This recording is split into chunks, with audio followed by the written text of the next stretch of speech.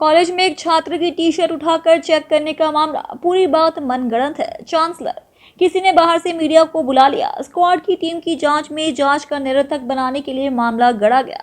CCTV footage की जांच की गई। पता चला कि ऐसी कोई घटना ही नहीं हुई। जिस छात्र ने मामला गढ़ा है उसके खिलाफ कार्यवाही की जाएगी।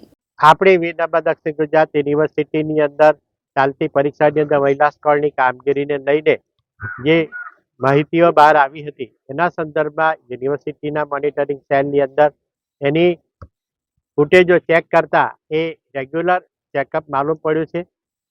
સામાન્ય રીતે ખૂબ મોટી સંખ્યામાં વિદ્યાર્થીનીઓ ભણતા હોવાથી રેગ્યુલર સ્કોડ તેઓની જોડે સંપર્ક કરી શકતી હોતી નથી। એને અટકાવવા માટે જ મહિલા સ્કોડ રાખવામાં આવી છે, જે પુરુષ અને મહિલા બંને વિદ્યાર્થીઓને ખૂબ સરળતાથી એને ચેક કરી રહ્યા છે।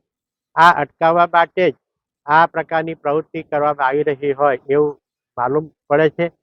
આથી કોલેજોને પણ જણાવવામાં આવે છે કે પરીક્ષા દરમિયાન જે લોકો અંદર કેમ્પસમાં હોય તેને સંપૂર્ણપણે દૂર રાખવામાં આવે। જરૂર પડે સ્થાનિક પોલીસની મદદ પણ લેવામાં આવે અને અમે આ પ્રકારની માહિતી આપનારને જો અમારી પાસે બરાબર માહિતી આવી જાય કે તરત જ અમે એની સામે પોલીસ કાર્યવાહી પણ કરીશું। આ તો યુનિવર્સિટીની પરીક્ષાને એની જે પારદર્શિકા છે તેને દોડવાનો એક પ્રકારનો યોજનાપૂર્વક પ્રયાસ છે, એને અમે ચોક્કસપણે દૂર કરીશું। અને સાથે સાથે તમામ વિદ્યાર્થીઓને પણ વિનંતી અને વિદ્યાર્થીનીઓને વિનંતી કે જે સ્કોડ આવે જે છે તેને સંપૂર્ણપણે સહકાર આપે।